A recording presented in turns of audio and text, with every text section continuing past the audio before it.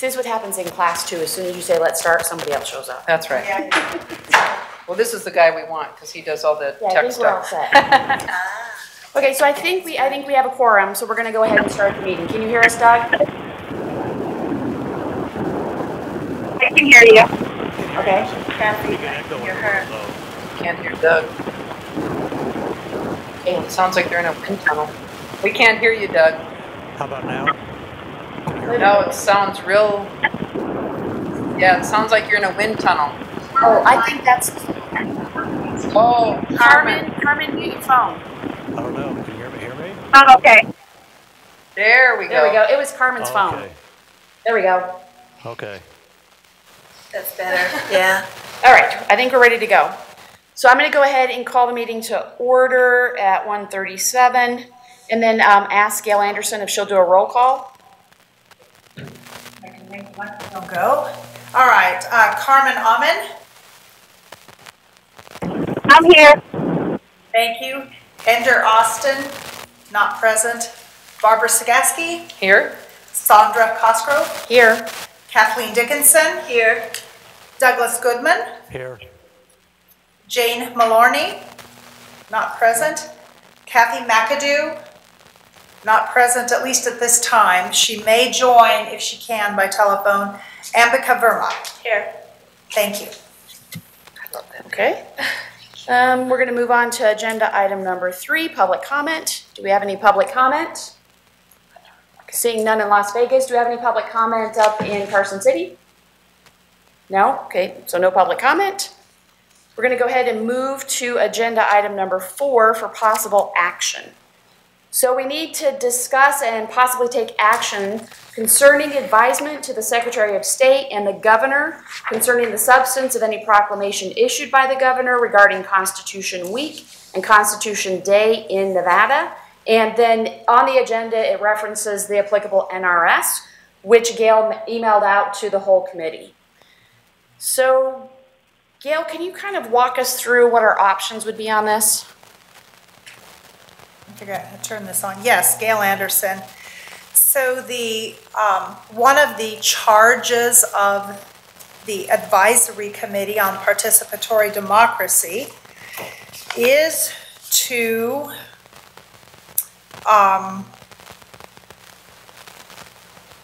advise the Secretary of State and the Governor concerning the substance of any proclamation issued by the Governor pursuant to NRS 236.035, which is the what this is, which is what the excuse me, I'm losing track here, but what the Constitution Week, Constitution Day is about. So I think the consideration for the committee would be whether the committee wants to formally request the governor to acknowledge Constitution Day in some way, and if so, it would just come from the committee.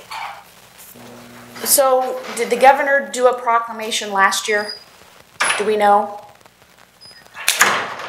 Gail Anderson, I do not know if there was anything for Constitution Day. I know our office did send out some things. Wayne might know that.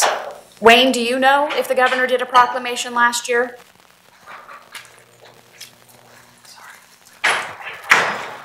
This is Wayne Thorley for the record, Deputy Secretary for Elections.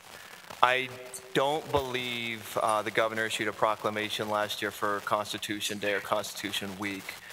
We have for the last 2 years, so in 2017 and 2016, we've asked the governor to issue a proclamation regarding National Voter Registration Month Week Day, which is also in September. So we've done that, but I'm not aware of one regarding Constitution Day.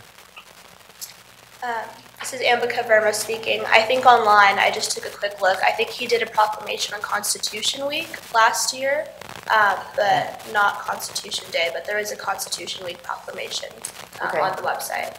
On his website, for the governor's website? So it does look like there is a Constitution Week proclamation on his website. Does the committee want to send a message to the governor saying we appreciate that he recognized it last year and that we would like him to do it again this year? I think that'd be a good Yes. idea. Definitely. Do you Okay. need a motion for that? So yeah, so if that would be the direction, I would just need somebody to make a motion to that effect. I move to create Constitution Week for September 17th to September, whatever, 2018.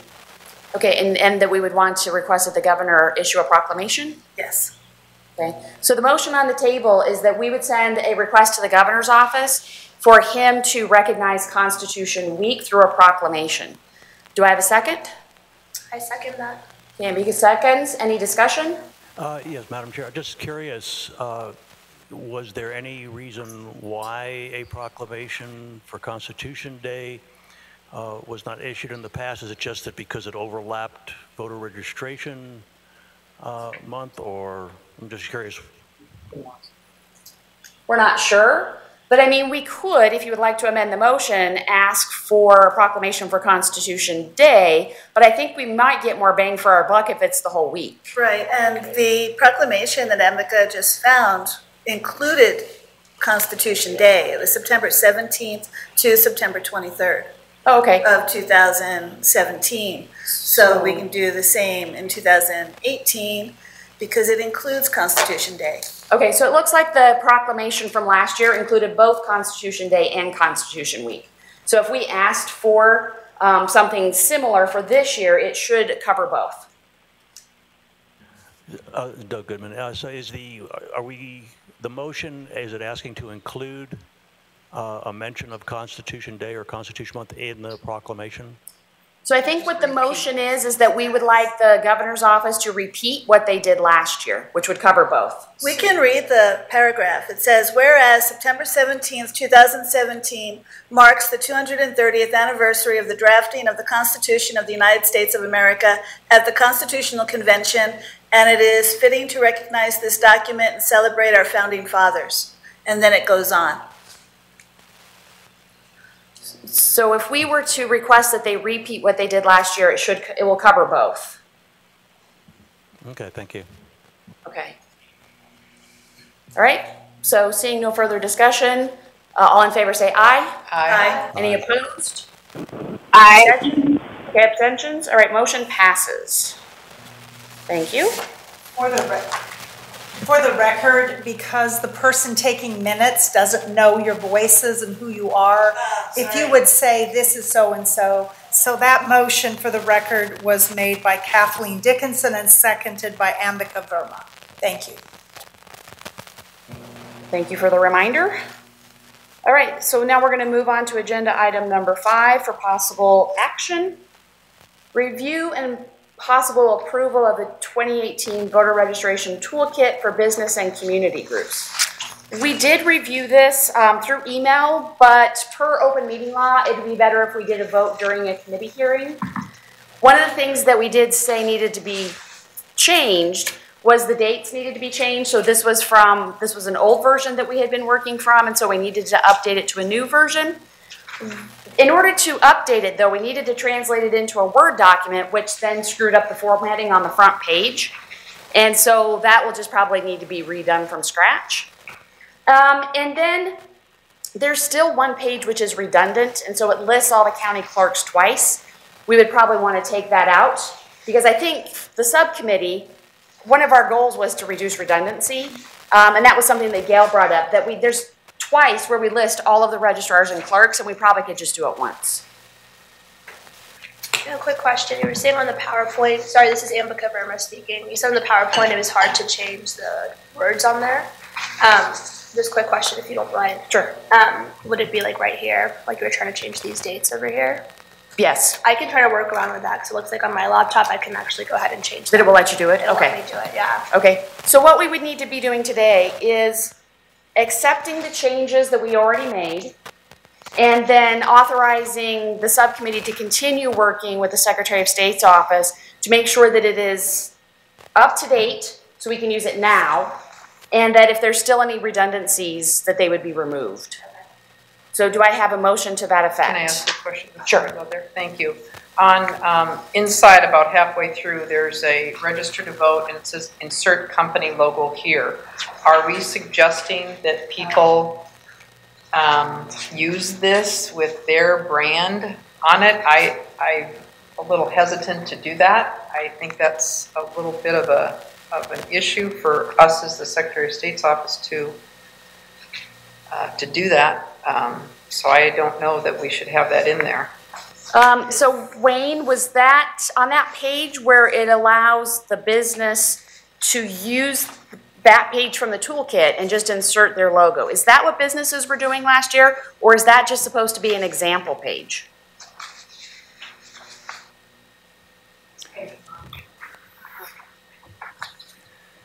Wayne Thorley for the record. Thank you, Madam Chair. What page number are you looking at? So I 9, page 9.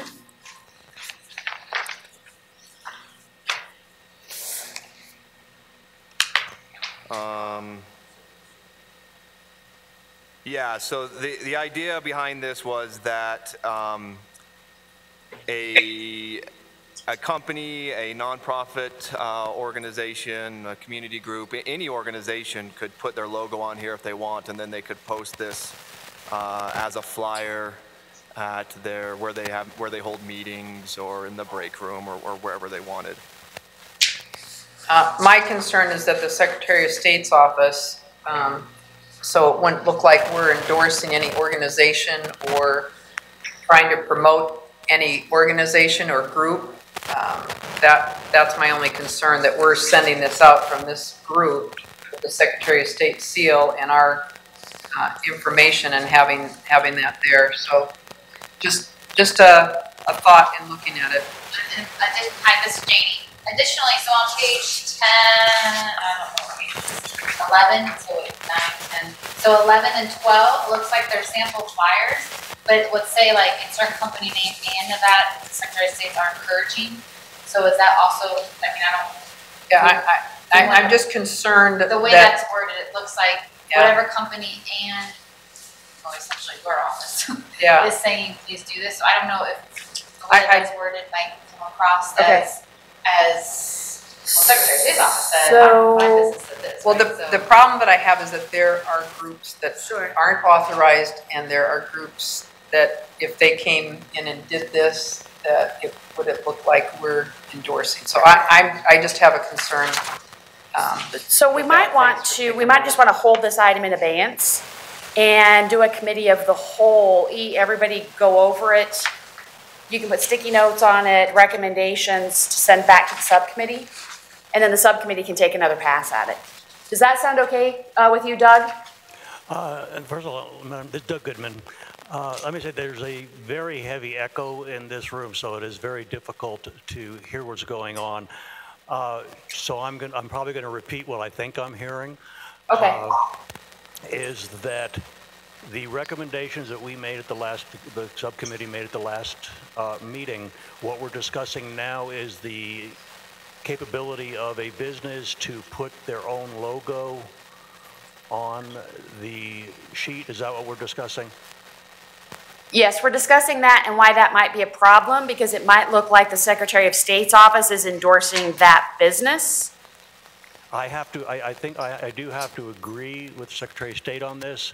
I think that where this is coming out of the Secretary of State's office, allowing a business to replace the Secretary of State's logo makes it almost like this is not an official document.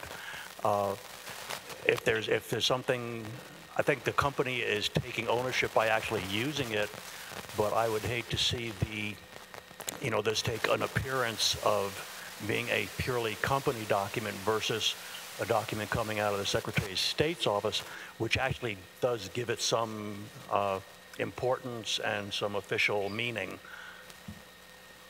Okay, and I think that's what Secretary Sagaski was saying too.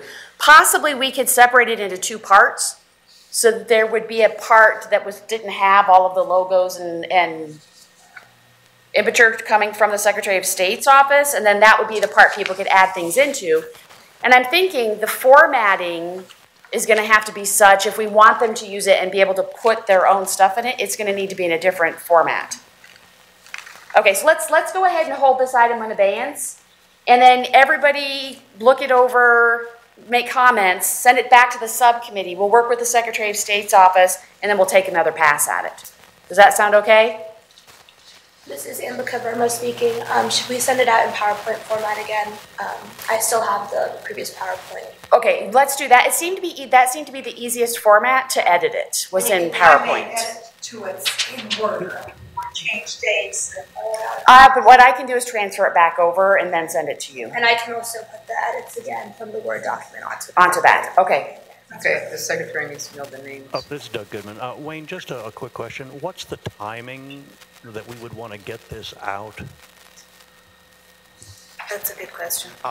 Wayne Thorley for the record, as soon as possible. Yeah. So voter registration for the general election is starting to pick up. It's in full swing. We have voter registration deadlines for the general election coming up in just about a month and a half. So as soon as possible would be my recommendation. This is Doug again.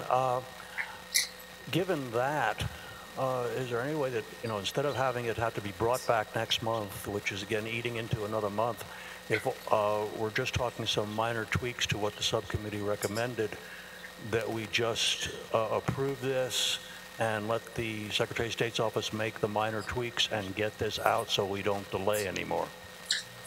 Well, this is Barbara. Do you have to bring this before the full committee for a vote, or can the subcommittee do this and then get everybody's approval as it's being worked on? This is Gail. We discussed trying to do an email approval, but because this group is under open meeting law, did not feel that could be done. Well, then I think that, this is Sandra, that would lean more towards what Doug said, where we could just approve what we have now, and with the understanding that the Secretary of State's office is going to fix the concerns that we have. So is that your motion, Doug? I don't agree with that. Okay, again, the echo is real bad, but you're saying go ahead and we could make the approval now and then bring it to some kind of email vote? Is that what you're saying? No, do what you said. So this is Sandra. Do what you said. Just do an approval now, turn it over to the Secretary of State's office and authorize them to make the fixes. That would be fine. This is Doug. Okay, so that's the motion on the table. Do I have a second? Second. Oh, he made the motion.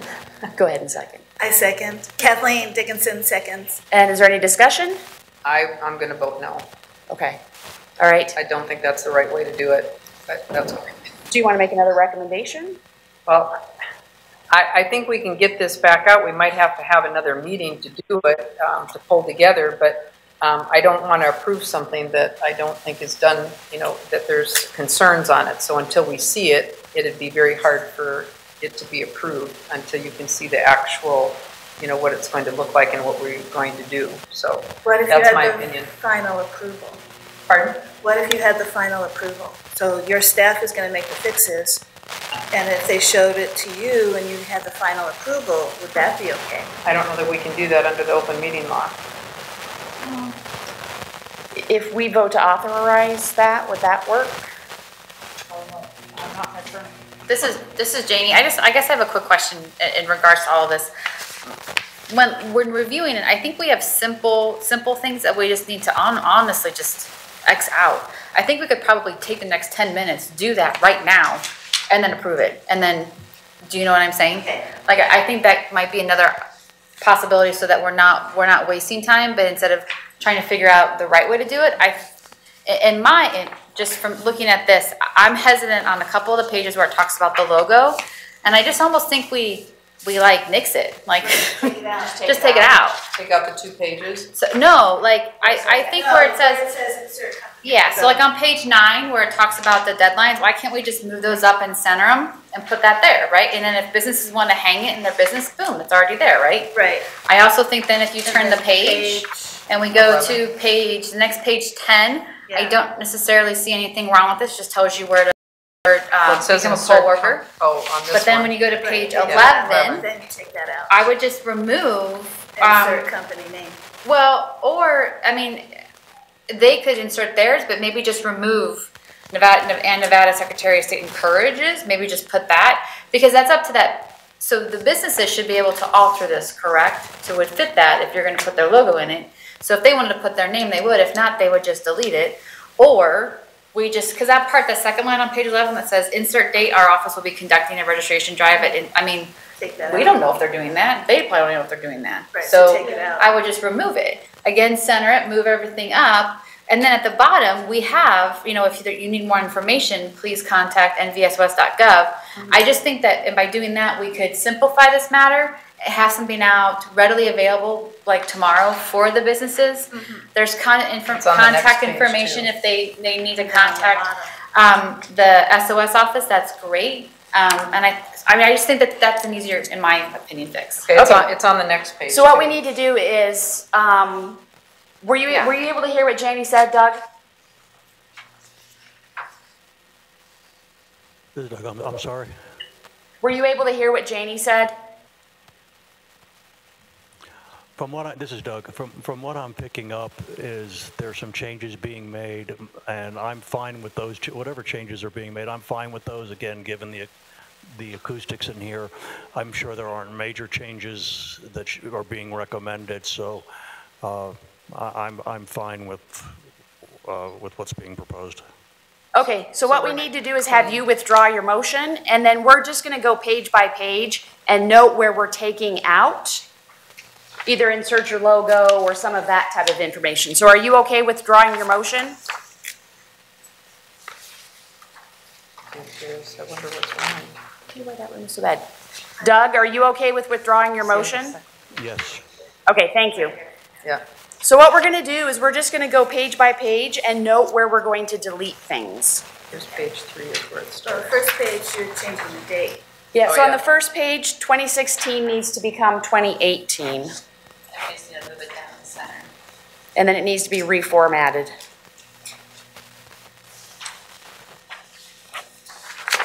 Okay, so then page 3, I'm taking out business to insert contact.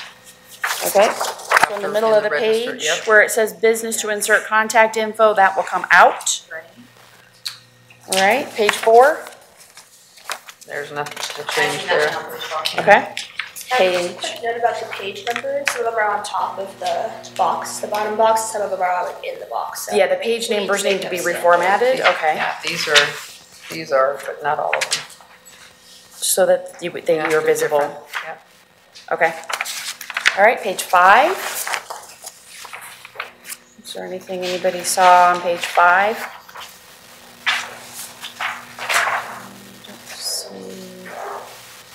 Doesn't look like anything on page 5. How about page 6? That contact number is still correct On page 5, on page 5, up at the top? 775-684-5705. That's still a good number. Is that still the number, Wayne? Nothing more. This is Wayne. Yes, it's still that's our main line for the elections division. It's still good. Okay, Okay. thank you. And the website? I did. Yeah, the website's right. That was one of the updates, Amica. I had to change the link Okay. that was in the old one, doesn't work. Okay. All right, so This does. page Page 6 is 6 fine. Oh, so is all the coloring okay in terms of?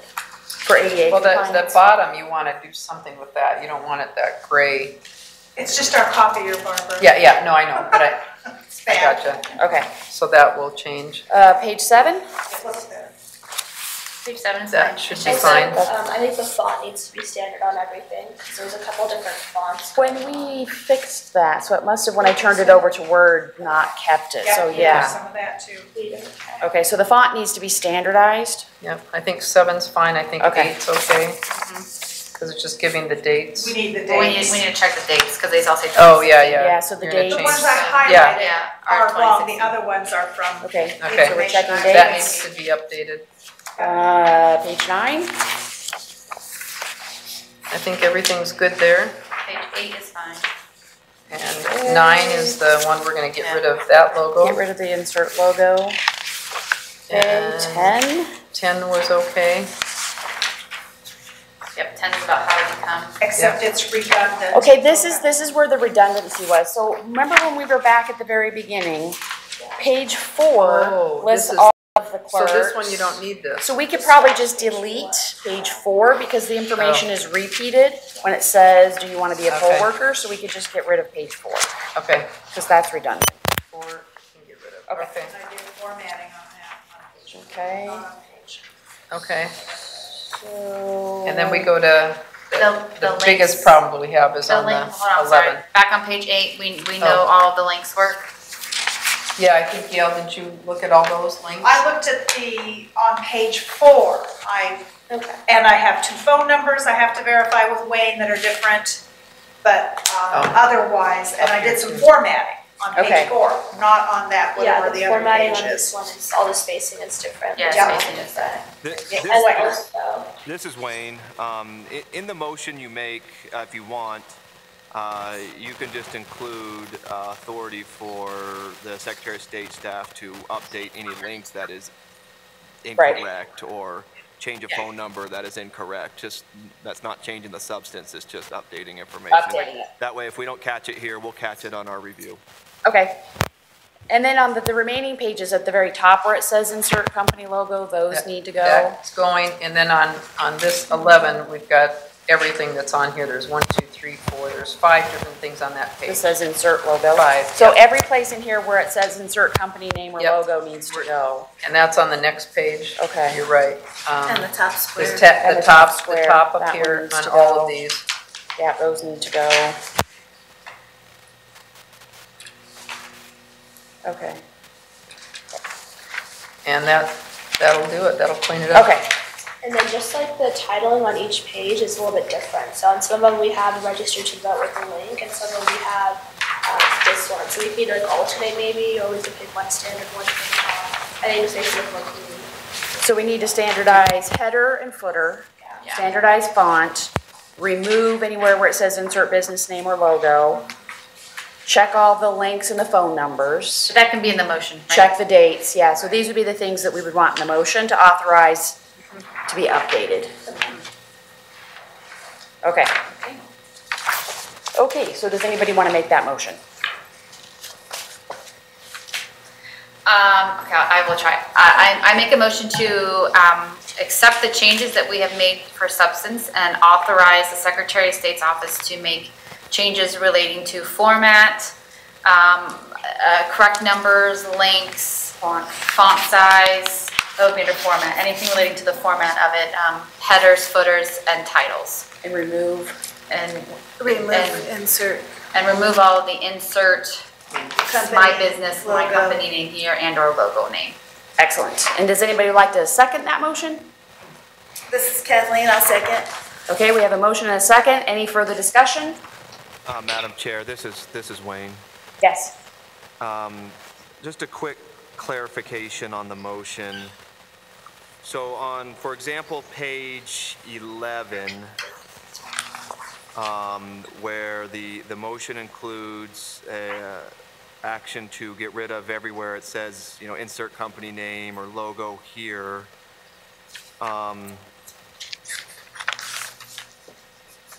We're gonna have to reword, I think, a little bit too, and we can't just take it like, so for example, it says on page 11, insert company name and the Nevada Secretary of State are encouraging insert company name employees to take.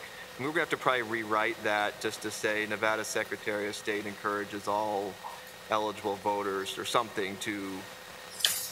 So, A little more than just deleting. right. So I think we can handle that by asking Janie if she's willing to accept a friendly amendment to also change grammar. Okay. Yes. Okay, and she accepts that, friendly amendment. Because you're right, because it sounds ridiculous if you don't change that. It does. Okay, all right, so that's the motion on the table. We have a second. Any further discussion? This is Sandra. Okay, seeing none, all in favor say aye. Aye. Aye. Carmen, aye. Okay, Aye. all right, any opposed say nay. Any abstentions? All right, the motion passes. Thank you very much, everyone. This way we can make sure that that gets out as soon as possible. All right. Moving on to agenda item number 7. Discussion of activities for September 2018 voter registration month. with a focus on the week of September 23rd through the 29th, and National Voter Registration Day, which is September 25th, 2018, including plans of the Office of the Secretary of State and advisory committee members' activities. I can report that the Chancellor will be doing an announcement during his comments at the Regents meeting on September 6th. So that will be in a full Regents meeting with all of the institutional presidents, all the vice presidents and directors. So I know that that's going to go out through NG. Is there anything else anybody else would like to report? Actually, do I'm not on the committee. Yeah, good.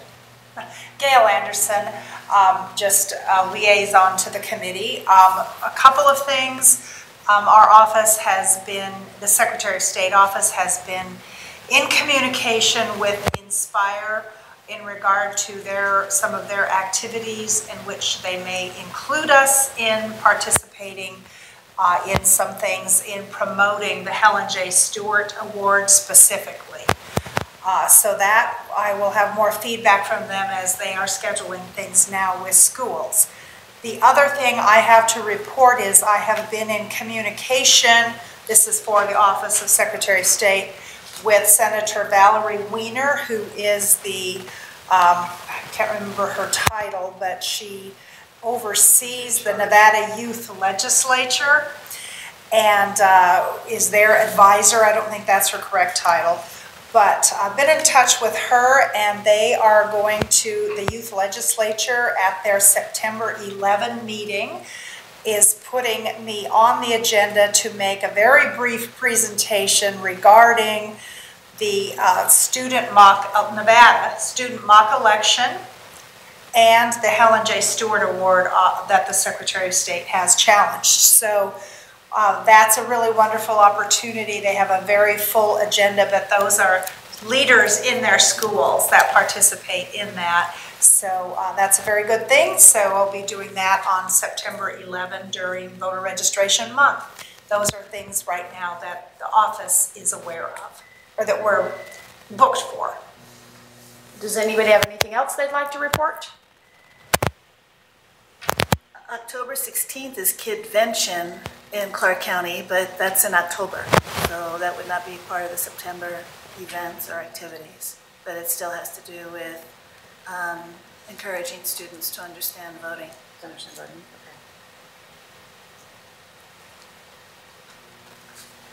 Okay.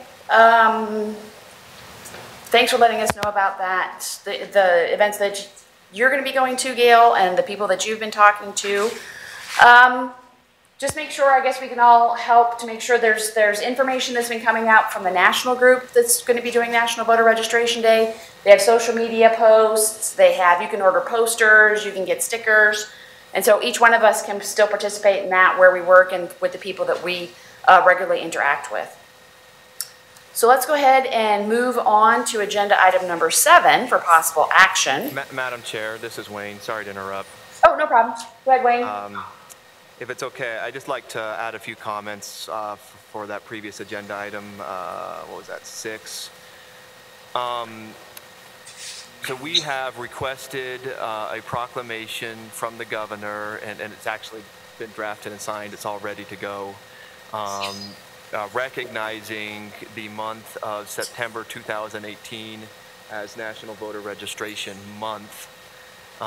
So we've got that done and will be posted on the governor's website where other proclamations are posted, so we can, through social media and other things, we can share that. Also, we have signed up, the Secretary of State's office has signed up as a partner with the National Voter Registration Day organization, and they have sent us a lot of stickers and posters in 3 languages, English, Spanish, and Tagalog. So we've got materials. If any of the ACPD committee members would like materials, we've got materials for you to use. Yes. And when you say we, is that we, you up in Carson City, or is that we also down here in Las Vegas? Yeah, it's in Carson City now. We can get it down to Las Vegas very easily, though. Okay. Wayne, this is Janie. Did you partner with the national office? Yeah, again, for the record, Wayne Thorley, Deputy Secretary for Elections. Yeah, we signed up the Secretary of State's office as a partner on the National Voter Registration Day website. And that's how we got the material. So we are a registered partner with Nonprofit Vote, which runs the national organization, National Voter Registration Day program. Is Jane, this is Janie again. Is there a way that we could, like, this committee partner with the Secretary of State's office, or would it be something that, do you think it would be more advantageous for us to do within our own unique, what we do too? Because I watched that webinar. It was pretty cool. What all these people did around the country was pretty amazing. So, and I had the partner page up, and I was like, and I went back and forth on what to do. But you do get a lot of resources that they'll send you, which I do think could be beneficial, and they're free. So I try to grab things when they're free at all times. So I just didn't know if that would be something that we would want to discuss or just work in conjunction with. So I guess it's not just to Wayne, but I guess to everybody on the committee on kind of what we wanted to do to help really promote, especially with the proclamation, which is fantastic. So, you know, I think there's some things that we could do. Why wouldn't we want to do it as a committee? I don't know, that's what I'm asking. Yeah, I don't know. I think it would be, you know, really good. It gets our name out. Yeah. You know who we are. It talks about it a little bit more. So, I mean, that's just my feeling. Anybody else? Really cool. Yeah. What steps do we have to take to I mean, do I it? can do it. Super simple. Like, Because I've actually signed up for League. Okay. And so I get all of their stuff. I would Yeah. assume it's very simple, but we get, so I just think that might be something that would be advantageous for us. Then we also become like one of the partners. Yeah. And I think that would be really beneficial for Absolutely. just Nevada in general too, but. So what do you think, Doug? Should the committee partner with the nonprofit Vote for National Voter Registration Day? I don't know if he can hear you. Can he hear you? Can you hear us, Doug? Yeah, sometimes it echoes if we have more than one on. Wayne can hear us, but Doug's having a hard time. So can Wayne talk to Doug? Okay, this is Doug. Thank you, Wayne, for relaying. Yeah, no, I have no problem with that. In fact, I was going to ask a question. Is there, you know, some things that, you know, recommended activities for us, you know, as committee members that we can participate in or initiate that week? You know, something, I'd like to see something like that. But yeah, I have no problem with partnering with local nonprofits as well. Okay, I can do that. I can actually do that today. And they will send me more stickers and posters, and I can drop them off at Gail's office so that people can pick them up. Okay. And Madam Chair, this is Wayne again. Yes. There are a vast amount of resources on the National Voter Registration Day website. It's a big clearinghouse of information. There are sample social media posts, even pictures and images you can use in your Facebook posts or Twitter posts. GIFs. They've done a lot of work so that you can really put out some professional looking materials. No, I agree. Through League of Women Voters, we always partner with them. We get the posters, the stickers, and then that whole week is when we use their sample social media posts, and they get out the vote type information that they have for voter registration. And one more thing. This is Wayne again, Wayne Thorley for the record.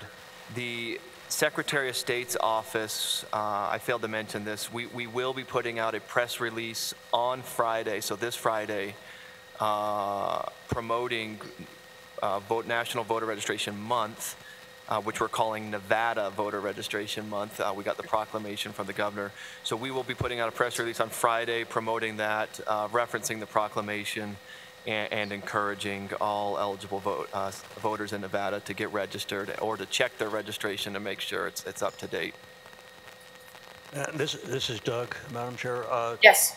And just also for clarification, going on that National Voter Registration Day website, utilizing their materials, putting it out on social media, that if we do that, we should probably let you as chair and Gail Anderson know what we're doing, so it's for information and for If you're just using the information that's on that website, you can just use it spread it out, share it as a citizen. You don't need to worry about getting permission for that. Okay, thank you. Okay. This is Ambika speaking. Sorry, I've been losing my voice. I've been talking a lot these past 4 weeks. I just got back from Japan. Quick question. Are we able to do an email list as a committee to like different organizations like Inspire and these local nonprofits to push out these resources even more to them directly? Is that something we can look into? Good question. This is Sandra. So Wayne, what Ambika asked is, do we have a list of like nonprofits that do voter registration that we could just email them to make sure that they're aware that those resources are available through the national organization? Wayne Thorley, for the record, we do not have a list. Nonprofit organizations that do voter registration don't have to register with the Secretary of State's office unless they are requesting over 500 voter registration forms, and then they have to submit what's called a plan for their voter registration drive. It's not really registration, but we have a plan on file. We can certainly look at the organizations that have submitted plans, but it's not a comprehensive list. One option might be to contact the National Voter Registration Day organization and ask them what organizations from Nevada, so that have a Nevada address, have signed up as partners with them. If they'd be willing to tell us that, that would give us a good idea of who already wants to be involved in this, and then we can coordinate with them. Okay, that's a good idea. And I know they're pretty aggressive. This is Sandra, because I know everybody in League gets their information, everybody in ACLU gets their information. They are pretty aggressive making sure anybody doing voter registration's on their national mailing list. But I can just contact them through my contact to see if they would let us know who else is doing voter registration, to make sure they have the information. Okay. Any more discussion on National Voter Registration Month? No? Okay. We'll move to agenda item number 7 for possible action. A report from the Subcommittee for the Gene Ford Democracy Award concerning recommendation for a number of awards and award categories and possible timeline and process of accepting nominations. Do we have a report on that? Yes.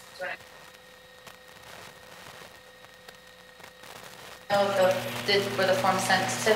Go ahead and touch your mic on. You were going to send Gail the forms. I didn't. I forgot. Okay, so I have them with me. Do you have them with you? I think so.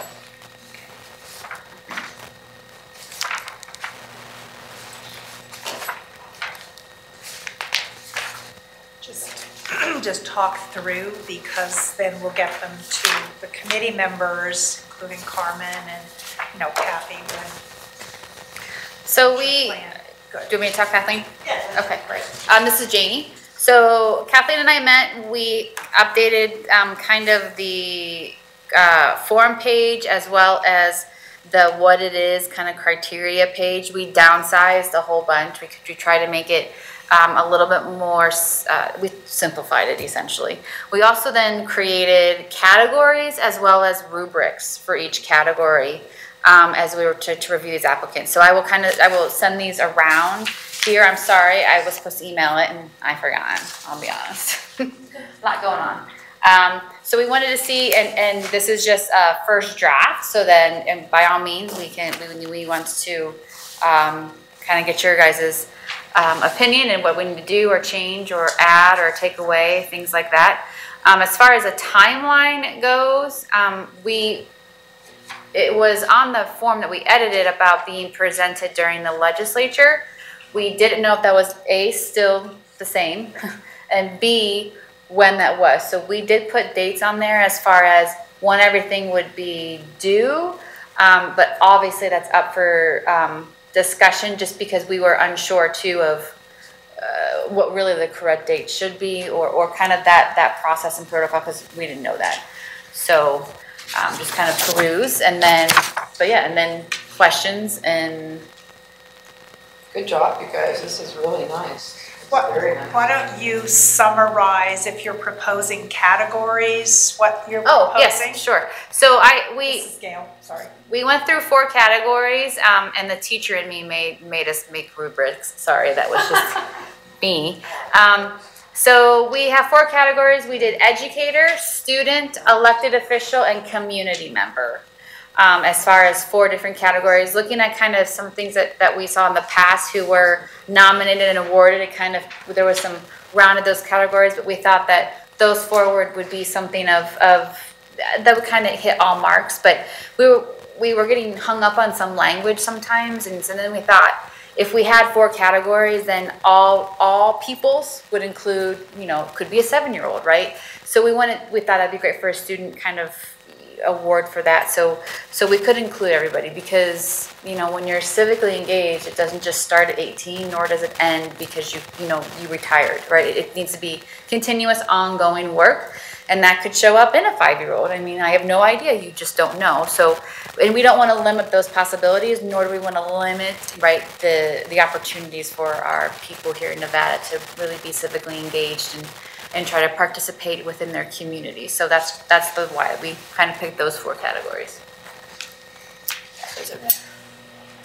This is Gail. I'll just comment on the presentation of the awards, because I don't know, I could not tell from previous records exactly how it happened, but there was a Democracy Day at the legislature during the legislative session.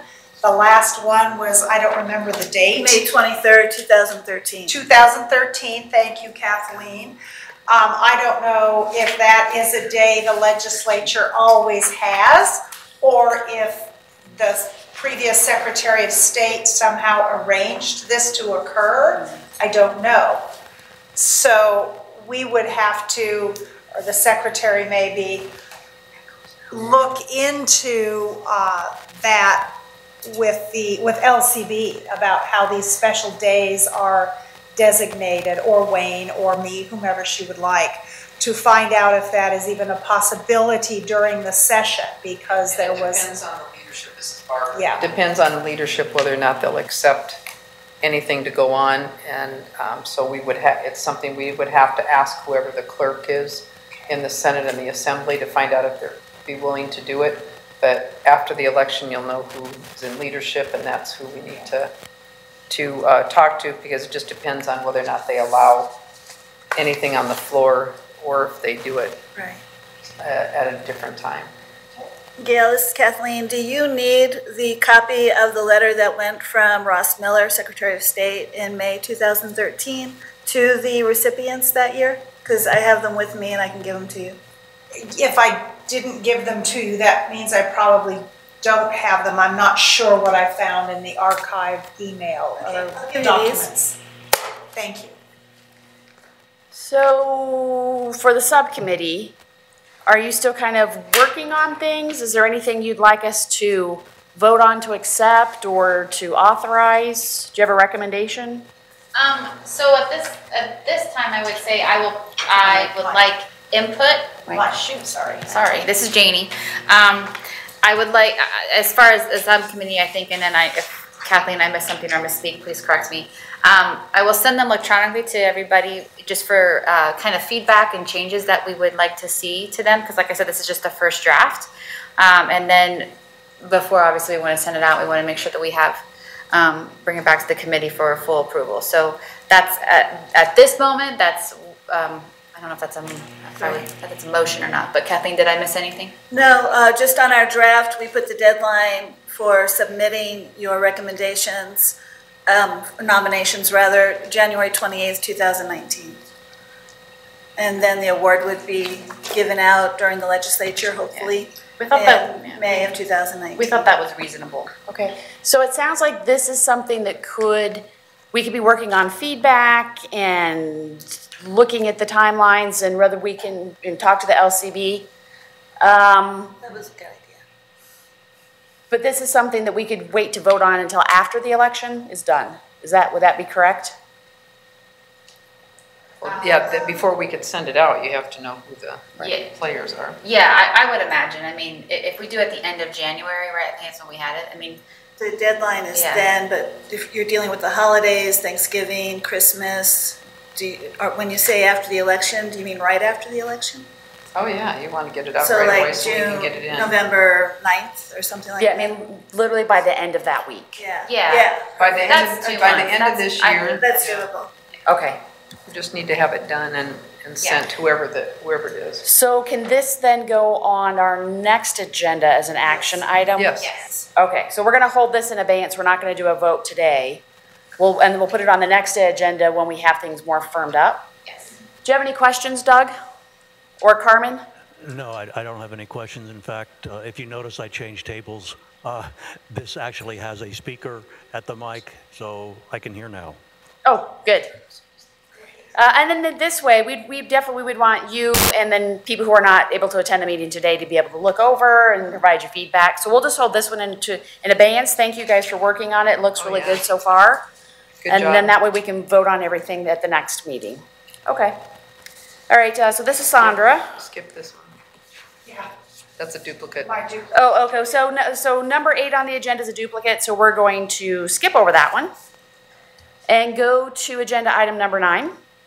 This is discussion concerning outreach results for contacts and promotion of the Vote to Honor a Service Member program. Does anybody have additional feedback or information on that? Madam Chair, this is Doug. Yes. I've continued my efforts with the Military Officers Association of America and very disappointed in their lack of getting back to me. I was told that the rector would get back to me. This was almost the beginning of the month after our last meeting. Very disappointed in that. I have reached out to a couple of the publications, seeing if they would mention the program, and to that respect, nothing. So we've been, keep trying to get the word out. Nothing really positive to report at this time, though. Okay, that's disappointing, but thank you for trying. Has anybody talked to, this is Barbara, Emmett, Gail, has Jennifer or Wayne, have you talked to our National Guard people? This is Doug. No, I haven't talked directly to the National Guard. No. This is, Doug, that's for Wayne, my staff, because that's one of our contacts. Thank you, Doug. Wayne Thorley for the record. We have not spoken with Emerson specifically about this. If you have not been on the nvsos.gov, which is the Nevada Secretary of State's website recently, and gone to the I Vote to Honor a Service Member webpage, it has been completely revamped and updated. And there was an issue, if you remember from a prior meeting, with the form that we had people fill out. There was a submit button, but that button wasn't really doing anything.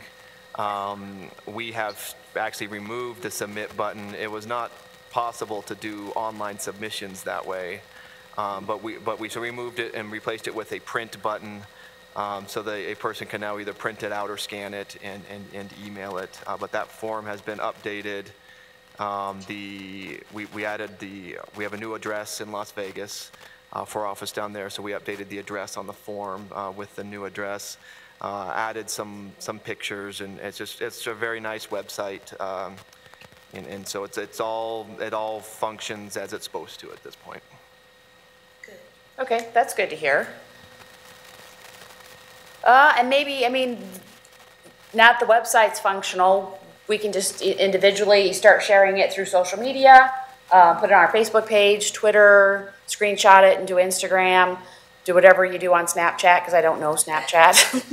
Take a little video of yourself using the website. This kind of folds into the next agenda item. Can you go back to that one just for a second? Sure. Wayne, is this something, this is Barbara, is this something that we can put out a little message that says, please go in and honor a service member, that we can put you and Jennifer, we can have our PIO do something that would say, this is how you do it, or this is the website you get into, because we do We do different Facebook and we do Twitter, so could we do that? Absolutely. This is Wayne Thorley for the record. Do that. I mean, we could even do a press release if we wanted to. Okay. But certainly can do Facebook and Twitter very easily. Okay, do all three. I think that's a great idea. Okay. Well, and this is Kathleen, Veterans Day is coming up, so it'd it'd be a nice perfect. tie-in Yeah, to Veterans Day. but we want to get it out before, just so Sure. people know about it. And- Now, yeah. for now. Yep. For now. Is this not, do we have a poster, is this hanging like off the Veterans Hospital? We need to, We don't have posters. Oh, no posters, sorry, this was Janie, I was asking if we had posters or a flyer or something, if we could hang it like at the Veterans Hospital. But it is something we can send to Kat Miller, who's in charge for the state, and she has access, so I think it'd be good to send it to her as well. okay, so we can keep working on that one electronically through social media, press release, do what we can to keep promoting that. We had discussed also seeing if we could do more of the postcards or the cards. And this is where we started discussing fundraising and could we get, in-kind donation and would we be able to raise money? And then Doug spoke with Assemblywoman Tolles to see if there was any money left in a legislative account, and there wasn't because they swept that money when they did the Sunset Commission a couple of years ago, and they removed all the money. But I was kind of thinking about this, and I thought it would be easier if we had just a fundraising letter that we could just all use. That said, these are the things that the committee does, and this would be the way that you could donate. Either you could do a cash donation or you could do it in kind. So I just mocked up a very simple draft, kind of related to letters that I've used with other committees that I've been on. But what we'll need to do, as you can see on this letter, is we need to run it by legal to find out what exactly do we say to people if they want to do a cash donation to us, like where would it go? And then what would it look like if they were going to print something for us? Would they just submit an invoice, or how would we do that? So we would just need to have it run by legal counsel, and they would need to fill that part in. And then electronically, each one of us would have the same language, just a letter that we could either hand to somebody or email out. I thought that would just make it easier. This is Barbara. Just a little input from somebody who gets a lot of requests Okay. for donations. It's really nice to have something to say, would you like to sponsor this? This is the cost. Would you like to? Oh, a sponsorship. Yeah, Okay. sponsorship, or, be specific and Okay. know what it is that you want. Okay. And then I think you need to run this again by legal. I think that's really, really important Yeah. to find out if you can. And I don't know if Wayne talked to our legal counsel or not at all, but I think Okay. we need to make sure that we can do this.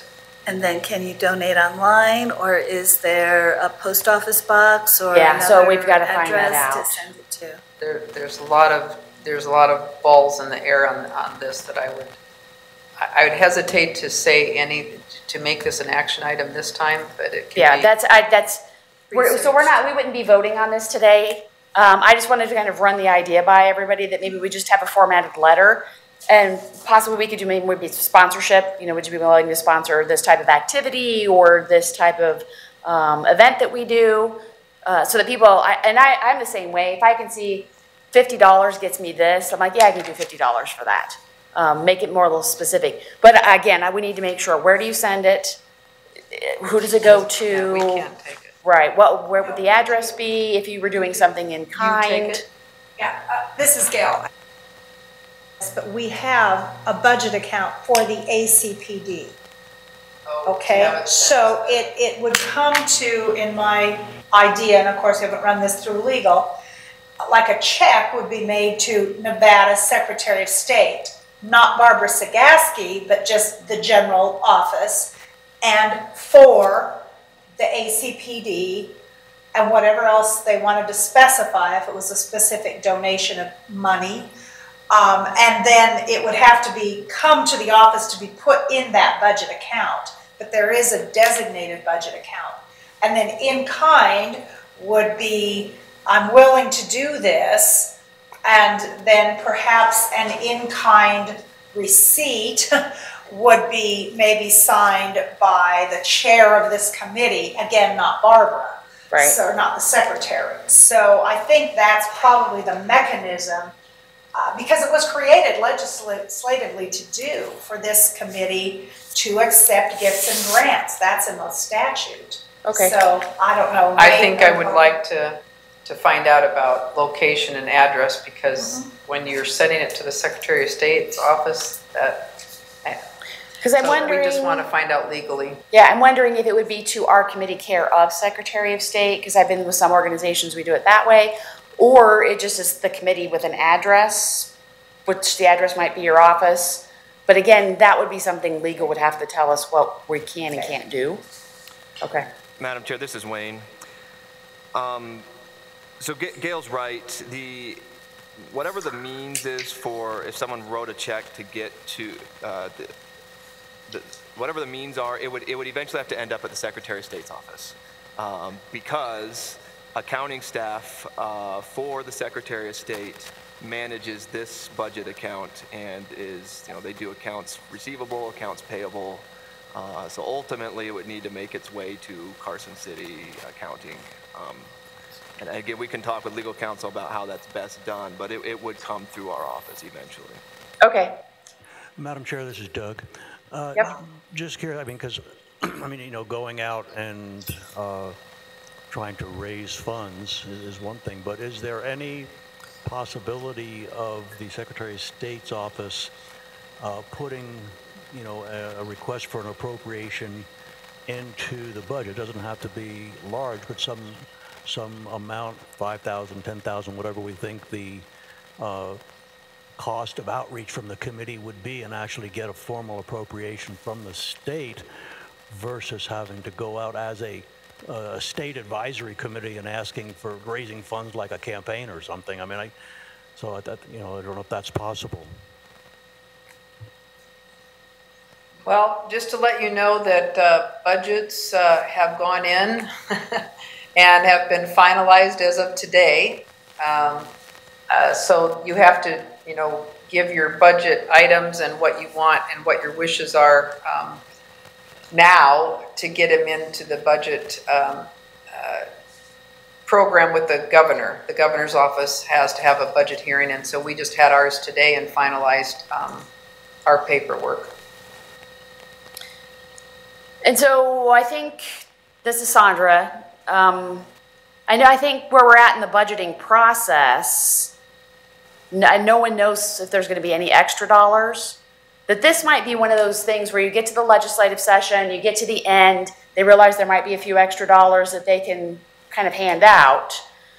That might be something where we could talk to a legislator, talk to the governor's office, and say if there's a few extra dollars, maybe we would like to be included in that. But I agree with you, Doug. Then we need to be ready and know what our pitch is, know what our ask is. So know a little bit how much money it would be, what we would use it for. Because I oftentimes see them doing it, that like last session, there was some extra money. And they were willing to kind of do some small dollar additions to budgets. But we would need to know what we wanted so that when that opportunity pops up, we all can do the ask. How does that sound, Doug? Yeah, that's fine. Okay. But I think if we keep up with the fundraising letter, that will give us all in our mind what the ask is. Mm-hmm.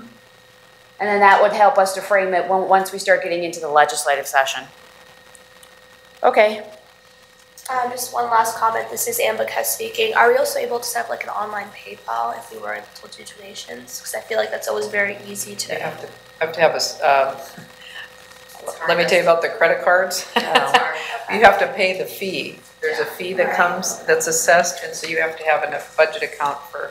Okay. And we know all about that because of our business credit card charges. So unfortunately, it's. So then people have to remember where their checkbook is. Yeah. Okay. All right, moving on to agenda item number 11. Discussion regarding partnership for civic engagement, including but not limited to the YMCA, Boys and Girls Clubs, Big Brothers and Sisters, etc. Last Friday, I met with Gail and three representatives from Inspire. And then afterwards, Gail and I were talking, and I was thinking it would be nice if we had something similar to the business toolkit that we looked at earlier that we could also use for nonprofit groups. So even if they didn't come and say, we need volunteers, or we need you to do some advocacy for us, or they just wanted to say, we're here, we possibly could modify the business toolkit and have also a partners toolkit that at least said, hi, welcome to Nevada, here's the laws that you need to be aware of, this is how we do voter registration here. So I just kind of wanted to put that on the table. So do you want us to just say good idea, or do you want? Because I wasn't sure exactly, this is Sandra, I wasn't sure exactly what else we would do to partner. If they're not directly asking us for something. Right. But I do know that most of the time when you're looking at these groups, a lot of times there's people coming from out of state to help them.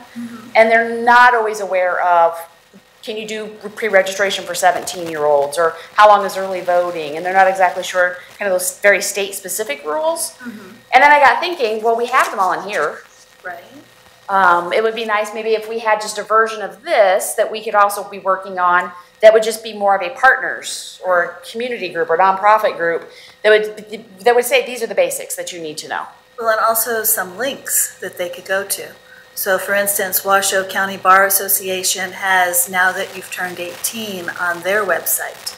And so it's for all students to know what the laws are, what they're liable for, and how they can learn to vote, what they can do about voting. Do we want to work on a community partner toolkit if we think that's a good idea? I think that's a fantastic idea. This is Ambika speaking. This is Doug, Madam Chair. I just heard some comment mentioning as far as to putting it out to law groups, or are we talking about to these organizations like Boys and Girls Club, Big Brothers Big Sisters, to you, how you can get a toolkit to say, here's how you can get involved in your community? Because I think if that's what we're talking about, I definitely think that would be a good idea. Something out to these youth groups that says, here's how you get involved if you're interested, or here's why it's important that you do get involved. So yeah, I think that would be a good idea. Okay, so does the subcommittee, do we want to take that on to create at least a first draft that can be sent out to everyone else? Are you up for doing that with on the subcommittee, Doug? Yeah, no, I would be willing to work on that with the subcommittee to work on something. Okay. I would love that too as well, yeah. Okay, all right. And then one more comment, Go sorry. ahead, that's okay. Going back to the email list, I think this is also where this could come in if we have like emails for YMCA, boys, like all these different organizations. And then every month we can be like, here's what we worked on, these are the events we're doing, here's information for it. And just email it out to them so they're also aware of what we're doing and they can stay in contact with us. Okay. All right, so the toolkit subcommittee will work on that. And then we'll send out our first draft to the whole committee, and then that could be something we talk about at the next committee meeting. Okay. Moving on to the next. Madam Chair, this is Doug. Just so everybody knows, I will be gone the first 2 weeks of September, so I'll be completely off the net, so I won't be able to get too much done the first 2 weeks, but we'll take a look as soon as I get back. Okay. This is Sandra. Thanks for letting us know. Okay. All right. This is Sandra. We're moving on to the next agenda item, which is discussion concerning Nevada student mock election and report on plans for promotion of statewide participation. Is that you, Gail? No, that would be Wayne, Okay, that's Wayne. I think, or Janie. This is Wayne. Madam Chair, if you're fine, I can go first. I think Okay. Janie has probably more to say on this than I do. Again, for the record, Wayne Thorley, Deputy Secretary for Elections. So all students in Nevada, I believe, or in all counties are back in school now. And the student mock election preparations are well on their way. A letter to every administrator and I think every teacher, Janie, if I'm correct, was it every teacher? Went out encouraging the educators and administrators to participate in the Nevada student mock election. and with links to our website. Our website, which is it's youthvote.nv.gov, for any of you that want to go check it out. It's up online. Registration is open now for the 2018 student mock election. So a school administrator can register on behalf of the school, or an individual teacher that just wants to do this in maybe one of their classes can register their class on the website. And so that is available. And so that's really update from the Secretary of State's office. I don't know if Janie has anything else to add from the Department of Education side. Hi, this is Janie. Yeah, so we sent the letter. So it was sent to actually every superintendent in the district, and then I sent it to every single curriculum director to send out to, and I actually made a principal letter as well as an educator letter for teachers, so they could send those out as well. We've already been tweeting it out as well from the from NDE, so that's out. So I would say if you follow it at Nevada Ready, you can see the tweet and you could retweet it. So that information has been out. And then we have a meeting in 3 weeks, so we'll rediscuss it again and keep talking about it, as well as just social media like outbursts, right? Putting it out there. We did talk about a lot of the resources that we wanted to do. So I know between myself, Justice, Wayne, and Gail, we've been talking about some resources that we wanted to kind of put on there, and some things to do that we can do for this year, as well as what we can do for within 2 years, because we are in a time crunch and we can't do work miracles where there just isn't enough of us. But I do think that we have done some things. Kathleen and I are also on the Voices in Voting Committee, so we talked with them to partner with them as well. So it has gone out and it will go out with community partners for Clark County. So that will be another push out, and they actually go directly to teachers to every school in Clark County. Other districts, they don't have an office like that, so we can't utilize that. But we are trying to just really get that word out as much as possible. The requests that we keep getting, I've already had a couple emails from teachers saying we're interested, but they want the stickers. So that's the one thing I would say is they all want the stickers. They just want, they need that tangible piece of proof. And so like Piggott Elementary School, they're like, we need 500 stickers. So my guess is about the whole school is going to participate. So, but that's just, so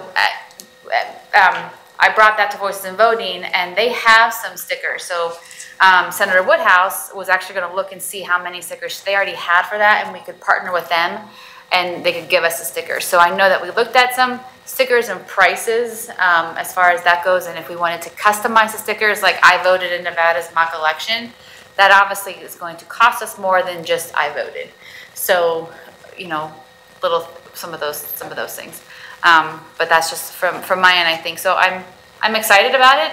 We are getting it out, and teachers are really interested, and they seem to be engaged this year for sure. As educators.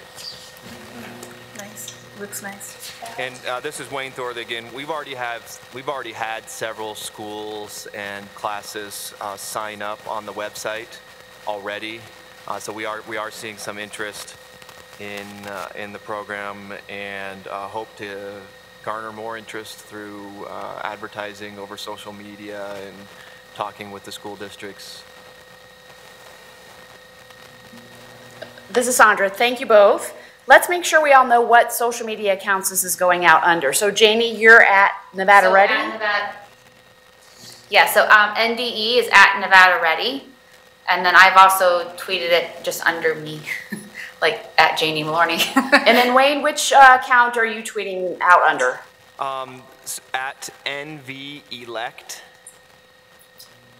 And there's also, that's the Elections Division Twitter account, and then there's at NVSOS, which is the main Nevada Secretary of State's Twitter. So we do from both of those. From both, okay. Because it's always easy if you guys are already putting stuff out just to retweet and tag people in it. Okay. All right, is there any further discussion on that agenda item on the student mock election? Madam Chair, this is Doug. Just yes? Another clarification that as far as the inclusion of something to 17-year-olds, that, linking them to actually register to vote if they're not, I think that's important. I think last time you mentioned, Wayne, that it was there. I just want to confirm that. And that is part of the presentation that schools are doing. Yeah, thank you, Mr. Goodman. Wayne Thorley for the record. I checked, and it is not there. There's a little bit of a wonky kind of technical distinction between voter education and voter registration drives. And we have federal funding that allows us to do and fund certain activities for voter education, but we can't use that federal funding for voter registration drives or for get out the vote type things. It's education, not participation. So we've got to be a little bit careful about what we include on the website to make sure that it's education and not looking like we're doing a voter registration drive. I need to go circle back and look at that issue again and make sure that it's not there right now, and we may not be able to put it there. Doug, this is Doug. Just a follow-up then, if I can understand completely that the use of funds, would at least be okay to have teachers just remind their students, oh, you're taking a mock election, don't forget to register to vote if you're 17 or 18 for this election. Is that permissible without compromising the use of funds? This is Janie. I just wanted to say, so part of the resources that we could actually build as far as an activity to teach is that when can you register to vote, right? So we can look at it from a federal level as well as at a state level. That is educational. So whereas we might not be able to host it on the website, like Wayne had just mentioned, it could potentially be a resource that we have on the site itself for teachers to teach to their students. Great, thank you very much. And this is Sandra. I know, because when we went with the representatives from Inspire, they're working with the government teachers on voter registration, and they are letting everybody know that they need to tell their students that they can pre-register at 17. So I know they're doing it. This is Doug, thank you. Okay. All right. That sounds exciting. So let's move on to agenda item 13. And we'll get a report from Wayne on security of the elections in Nevada. I know you guys are working a lot on this issue because it's being reported in the paper. I just wanted, for our sake, to be able to kind of get an update from you on what's going on, because there's misinformation too. And so I just want to make sure if people are asking us that are on the committee that we're giving out the right information. Thank you, Madam Chair. Again, for the record, Wayne Thorley, Deputy Secretary for Elections. Really excited to make this presentation to the ACPD committee today. We love getting information out to the public about the efforts that not only our office is taking, but our local election officials in Nevada and election administrators nationwide really are taking related to election security. As election administrators, we wear many hats. After the 2000 election and the hanging chads in Florida and Bush v. Gore, election officials really had to become attorneys and and expand our kind of core competency. And now we're becoming IT professionals as we get more and more into this information security world. That being said, election security has always been an important component of election administration, but it has taken on even more importance the last several years. And I think regarding the purpose of this presentation, Madam Chair, I think you're exactly right. Election security is important for participatory democracy because if people will be less likely to vote if they don't have confidence that the voting process is secure and reliable. So I think this is right in the wheelhouse of a committee on participatory democracy. This presentation is going to be pretty high level. For security reasons, we don't disclose certain specific details about our security apparatus in public settings. I'd like to start off discussing the distinction between a voter registration system and a voting system, because in discussions regarding election security, they're often talked about it as the same thing, and there's a big difference. So the voter registration system is the centralized statewide voter registration system maintained by the Office of the Nevada Secretary of State, and then the individual county local election official databases. The voter registration information system provides information relating to registered voters throughout the state, and it does not connect to the statewide voting system. And we refer to this as an air gap. AIR, air, like you breathe air, not a baseball air, air gap. The voting system, on the other hand, is the equipment and components used to create ballots, cast and count votes, and display election results. As I mentioned, this system, the voting system, is a standalone system. It is not connected to any network, the internet. There's no wireless connection capabilities on any voting system or components used in Nevada. And before any component can be used in a Nevada voting system, it has to go through a series of tests and audits. And then additionally, once we complete those tests and audits and a component enters the chain of custody, there are physical security features such as tamper evidence security seals, access control logs that are limited only to, we limit only authorized personnel to have access to the machines. Things like that are in place. So that's the distinction between a voter registration system and a voting system. When a person goes to vote, they interact with both systems. When you check in at the polling location, you are interacting with the voter registration system. They are verifying that you are a registered voter. But then when you actually go cast your ballot on the voting machine, then you're interacting with the actual voting system. So they're two separate systems. I also wanted to mention that it's important to distinguish between election security as it relates to the administration of elections, and then other types of election influencing, such as disinformation on social media, or the hacking of political campaigns or political parties. Those are important topics to discuss, but they're beyond the scope of my presentation today. So I'm solely going to focus on the security components related to election administration by state and local election officials. In Nevada, we have what I like to call the circle of trust as it relates to voting machines and voting equipment tabulation. So we have a diagram of this circle posted on our website, and I've got a copy here. I know you can't see it. Basically, it's the testing, certification, audit, maintenance process for all voting machines and tabulation equipment. And it starts when we bring a new component into the secure environment. And this can either be when we purchase a brand new voting machine and bring it into the circle of trust, or if for whatever reason a component malfunctions, errs, and we take it out of the circle of trust, we'll bring it back in. So that's kind of how we start this process. And so it starts with acceptance testing. So before any component is used and considered part of the official voting system, it undergoes acceptance testing. The test examines the system and its components to validate that the delivered units perform what they're supposed to perform, and that it's actually the certified system that we purchased.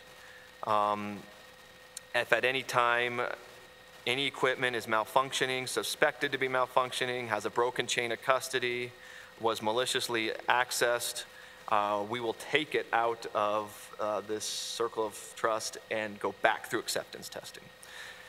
After acceptance testing, we bring it into the chain of custody. This is our trusted environment. As I mentioned, we have the tamper evidence security seals. Anytime those are removed, we make sure that the number on the seal matches what we think it should be, remove it, and then once we're done, put a new seal on, track that number. There's access audit logs.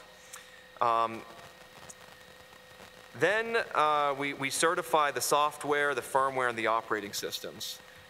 So before every election cycle, the software and the firmware installed on each component of the voting system is certified, and we make sure that it matches what we have on file with the National Software Reference Library. We do this test by verifying the hash value of the software and the firmware of each component matches the hash value that's on file with the National Software Reference Library.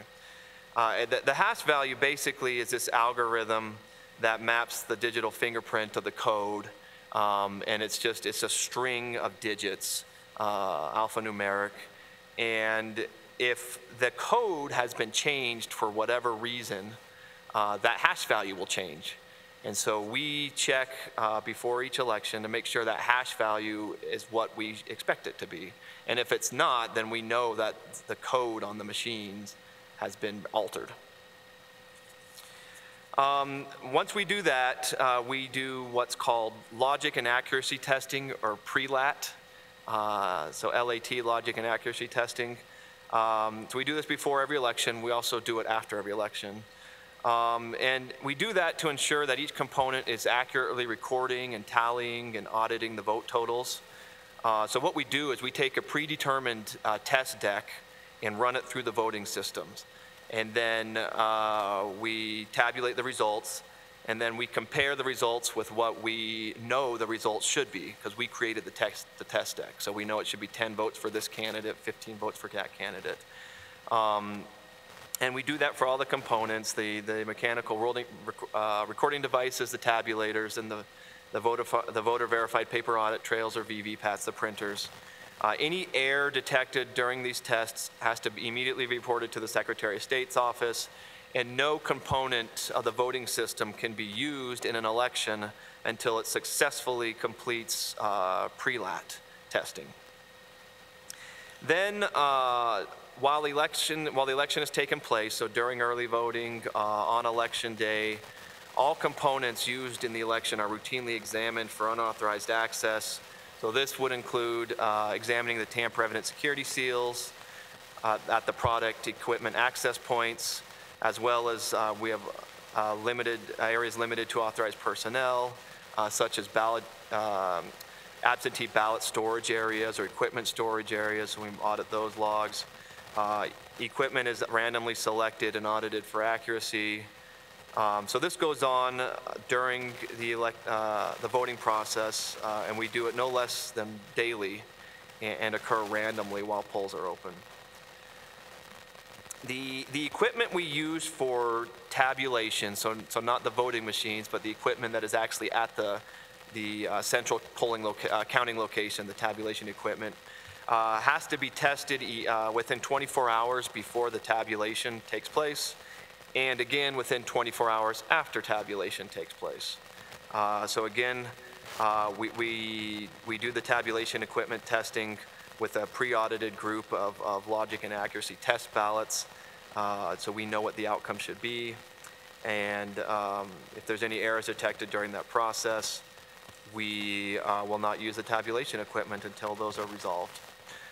And I should mention that the results of all these tests, the pre-lat certification, acceptance testing, the tabulation testing, both before and after, they're all open to public inspection, and the public can be present during the testing, and then the actual certifications that are done by the counties are public record and are available for inspection by the public. After each election, we do a number of post-election audits, but I wanted to focus on two. I mentioned previously the hash value that is on the software and firmware that is installed on the voting machines.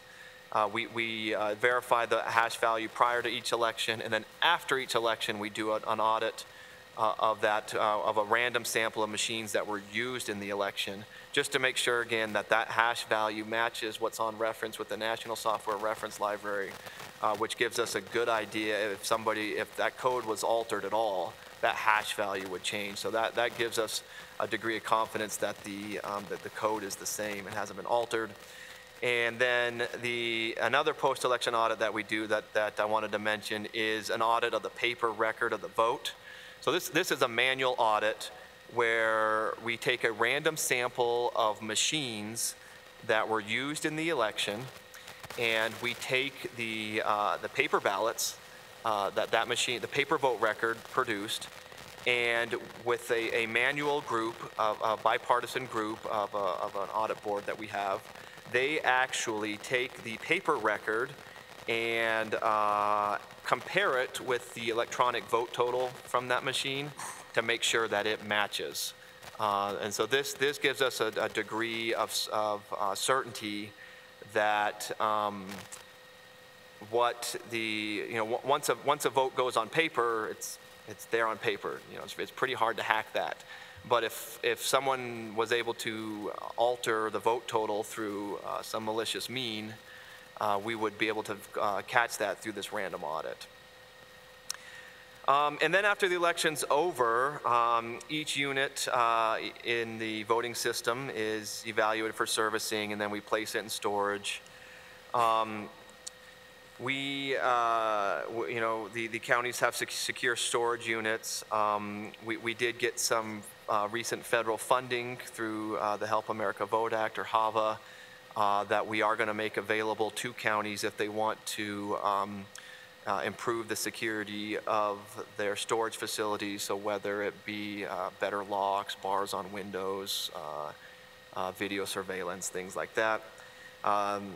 But there is a maintenance of storage process, and then we start the whole cycle over the next time we use the machines. We go through acceptance testing and start the whole circle of trust over. Any questions before I go on about kind of the process that we go through for voting system testing and voting system security? Nope, keep going. There's redundancy built in, so over and over you're testing it from lots of different points. Yes, one of the core features of our security apparatus is redundancy. We don't rely only on one system to provide protection. There's multiple layers of security in place so that if a certain system fails, we've got other systems. Now I next want to talk about the actual the voting machines themselves that we use and the security that is on those machines, those specific machines. Again, the voting machines do not connect to the internet, which greatly reduces cybersecurity risks. All voting machines, that are used in Nevada must produce an auditable paper trail. And just as a side note, Nevada was the first state in the entire country to require by law that all electronic voting machines in this state must produce an auditable paper trail. We passed that law in 2004 through regulation. So kudos to Nevada. We've been very concerned about this issue for a long time. All voting machines in use in Nevada have security protocols that meet or exceed the current U.S. Election Assistance Commission's voluntary voting system guidelines. That's VVSG. So the current VVSGs have security recommendations in place, and all of our machines meet or exceed those standards. There's multiple layers of encryption on the machines themselves. So this was for the actual election projects, the security keys, memory media, election data, software applications, election results files. They all have multiple layers of encryption. I mentioned that we have these hash values that we verify. The actual, it's called SHA-256, so it's SHA-256, which is the hash value that we use. And again, should an intrusive process occur that alters any file, our hash value would be altered, and then through our verification of the hash value, we would become aware of that. Let's see, there are role-based access controls for all components, which means access can be assigned and restricted. We bring on a lot of temporary workers for early voting and election day. Over I wouldn't say thousands, but over 1,000 poll workers in this state are trained and brought on to run an election. But we use this role-based access control so that our poll workers we appreciate all their work and are an integral part of the process. They aren't as trained on the equipment as our full-time election administrators. So we restrict access that they have to the voting machines and only allow them to have access to certain functionality.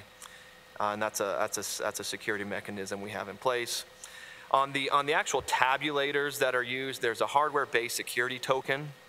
So in addition to having to log into the tabulation equipment in order to run it, this security token has to be in place. It's an actual physical device that they connect, and so it's a form of multi-factor authentication.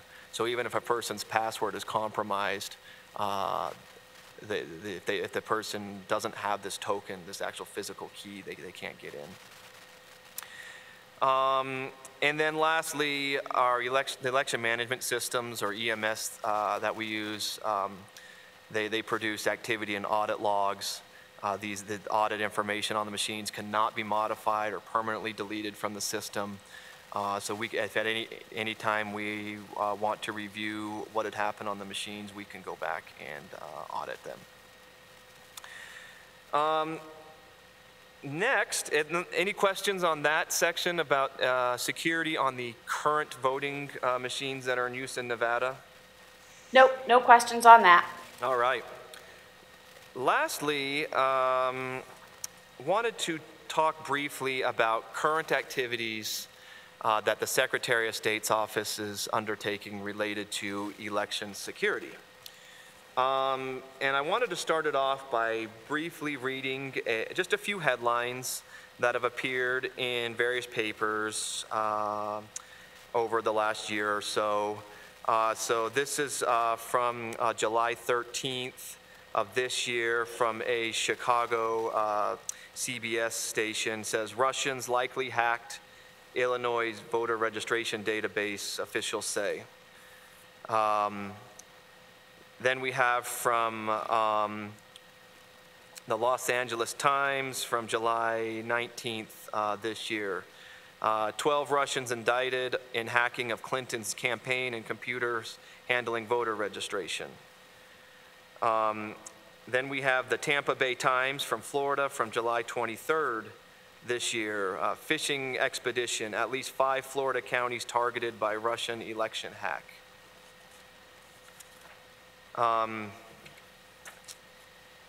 Then we have a news affiliate out of Tennessee. Tennessee County election results website hacked. And then lastly, we've got a CNBC article from August 29th, 2016, so this is a couple years ago. FBI detects breaches against state voter registration systems in Illinois and Arizona. So I bring this up as not a scare tactic, but to just kind of reiterate that there are people out there who would seek to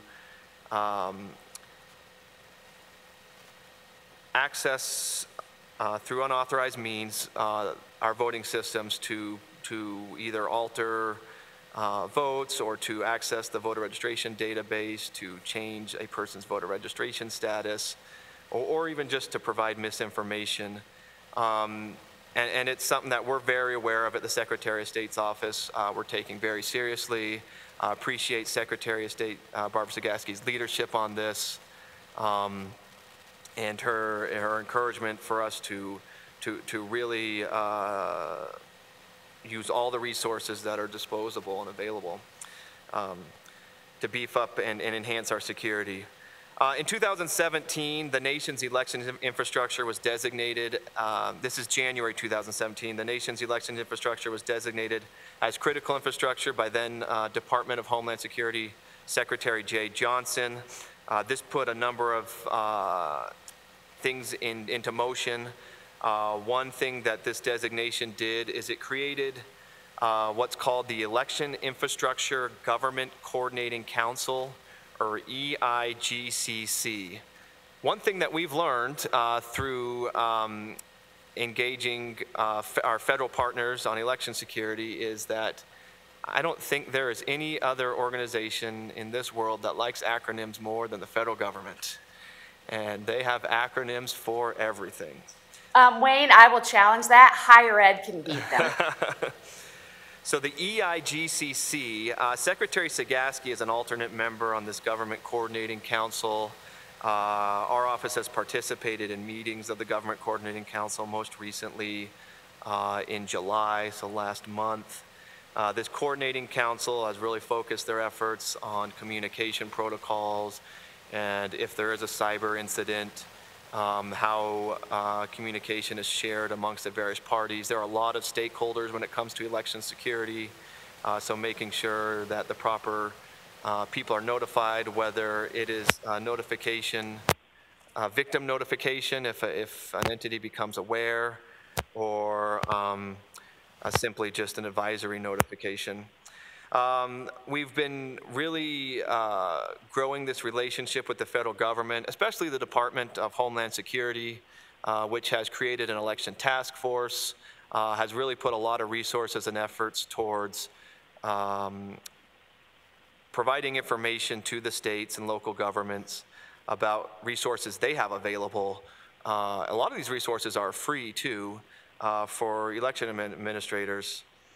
There's something called the EISAC, another acronym. This is the Election Infrastructure Information Sharing and Analysis Center.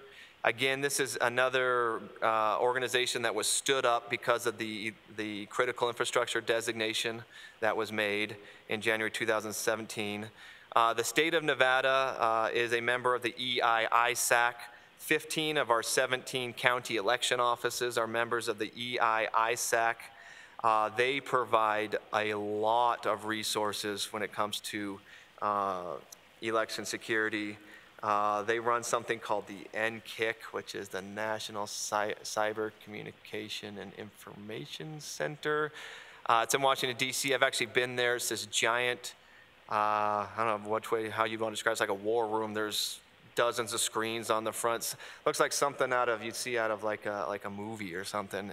And they are just taking in information from everywhere. And there's information analysts there, and they're processing it and sending it out.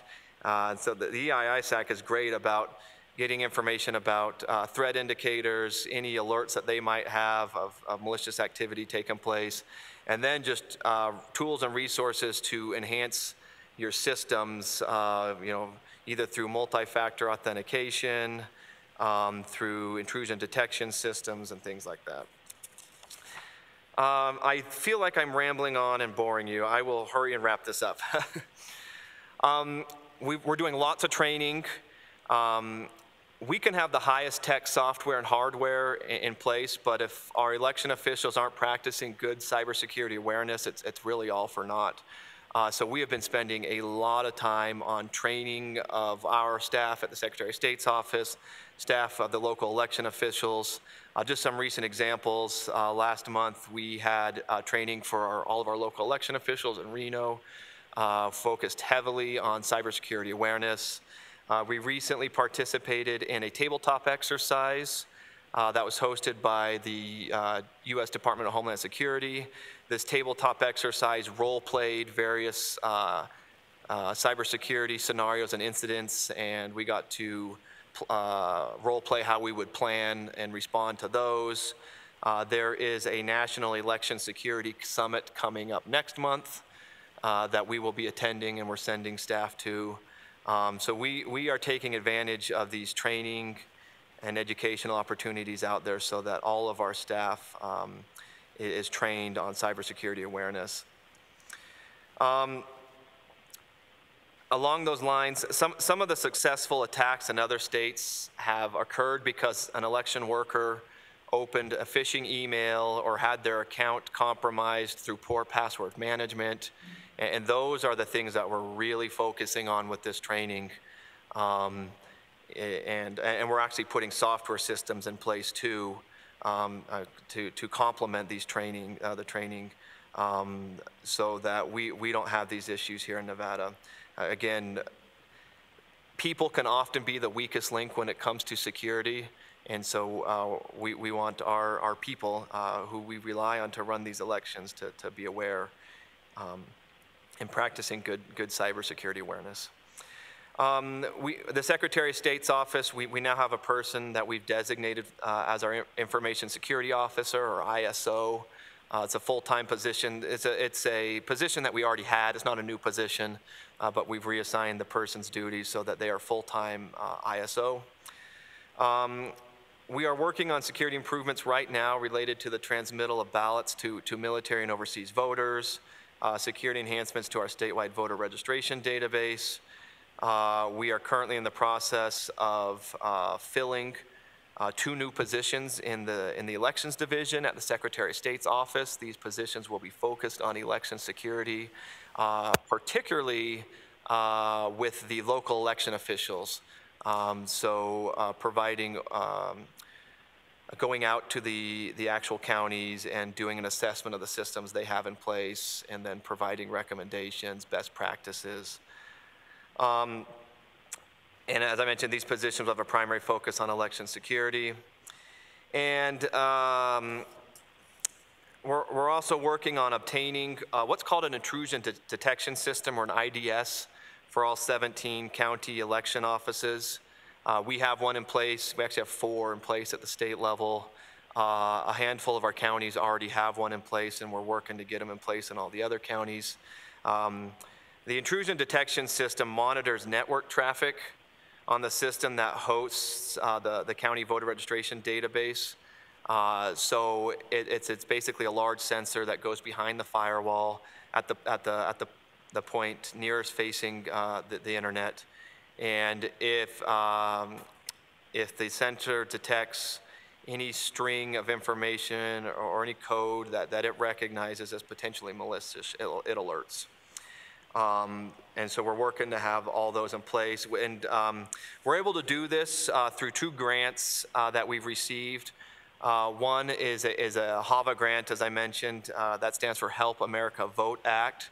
Earlier this year, the state of Nevada was awarded $4.3 million. And we also secured a grant, Nevada Homeland Security Grant Program, funding through the Nevada Homeland Security Commission in the amount of $105,000. And so we're going to supplement the money we received through HAVA with that $105,000, and we're going to use that money, the $105,000 specifically, for these the IDS system, the intrusion detection system, and to fund some of the ongoing monitoring costs, the monthly costs that we'd have to pay to a vendor to monitor the traffic. I will stop with that and take any questions that the committee members might have. Any questions? Nope, you were very thorough. I really appreciate you going over all that, because I mean, you were telling me things that I didn't even know, and I thought I was kind of up to date on everything that was happening. But I think it's important for those of us who do committees like this to be able to answer questions, because they just had that Black Hat security convention, and everybody was in the paper saying, oh, a 14-year-old just hacked into a website and changed votes. But it was the election department website where they were just reporting on an election. It wasn't their voting machines. It wasn't anything secure. And so I spent probably 3 hours on Facebook commenting on everybody's thread that was posting that, telling them you need to know the difference between voter registration system, the voting machine, the election department website, that those are all very different systems that do very different things and have different levels of security. So I really appreciate you kind of giving me more information on what I can say when I'm out on Facebook trying to stop all the fake news that's floating around. But I also just want to say that I really appreciate that everything you guys in the Secretary of State's office do, because I talk to my friends who live in New York, and some of them are still using the pull lever machines. And I don't know how secure that is, but I don't think it's anywhere near the security that we have here, and I tell them, you wish you lived here. because I think we do an excellent job in the state of Nevada with our elections, with our voter registration, and just everything that's associated with participatory democracy. So I really appreciate it, Wayne. This is Janie. Wayne, I have a random question because this was fascinating. A lot of information, but this is just a random question. With the intrusion detection systems, is there like a high alert? Like, you know what I mean? Like status, like, yeah, like, I mean, I would imagine, especially in the midterms, certain states are more pinnacle than other states right now, Nevada being one of them. Is there like a, you know, someone says, hey, like red flag, look, I don't know, like something like that. So like, you know, there might be more people trying to hack into a system or more people trying to do, does that make sense? Does that question all make sense? Just curious for that, because I did not know the amount of measures actually until you just gave us that presentation. So thank you. So, but that, I have actually a bazillion questions for you, but that's the one that I'm most curious about. Thank you for the question, Wayne Thorley for the record. So one of the benefits of the EISAC, so again, that's the Election Infrastructure Information Sharing and Analysis Center, of which all 50 state election offices are now a part of. It's actually remarkable. This organization that didn't exist a year ago, we've stood it up, and all 50 state election offices are, and thousands of county election offices are all part of the EISAC.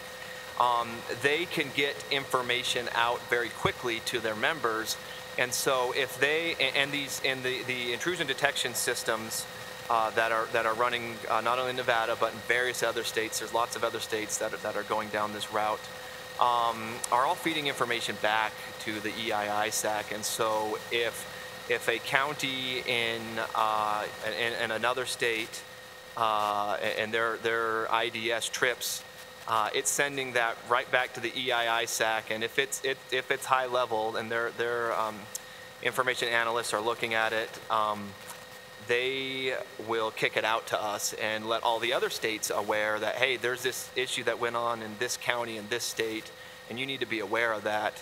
And the NKIC that they run, which I mentioned, where they've got the information analysts, the NKIC is 24/7, 365. There is always somebody at the NKIC, and so there is always somebody monitoring, and so it's the information sharing that is taking place right now is pretty amazing, and one of the there's a lot of information out there, so you know how it gets shared and in timely manner. We're working through some of these issues about making sure that it gets to the right people at the right time. I think we're making good progress in that regard. Thank you. That is interesting to know, and I'm glad to hear that too. That we're sharing information, so if it's happening somewhere else, that we're aware of it. Okay, again, thank you so much, Wayne. We really appreciate it. We'll move on to the next agenda item, which is agenda item 14. So this says proposed agenda items for the next meeting. Apart from what we've already discussed that we're going to do for the next meeting, is there anything else that we would like to add to the agenda? Okay, hearing none. We will then move on to agenda item 15, so possible action, date and time of the next meeting. Do we want to go ahead and do what we have been doing, and we'll coordinate with the Secretary of State, and we'll put a doodle poll out, and then we can all kind of see when we're available? Does that work? Does that work for you, Doug? Yes. Okay, all right, then we'll do that. And we're almost to the end. So agenda item 16, do we have any public comment? We have none up here. Do we have any public comment in Carson City? This is Doug. There was you guys posted it, I think, on your Twitter, and it was a national ranking that came out, I believe it was the beginning of the month, and has to do with what Deputy Secretary Thorley was talking about, and congratulations to actually the Elections Division and Secretary of State.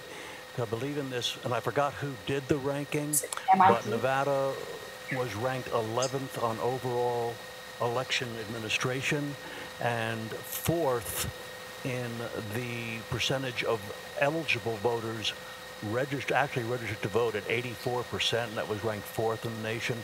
And so I just wanted to congratulate the Secretary of State and the entire Elections Division for that. I think it's just fantastic, and obviously what's being done is working.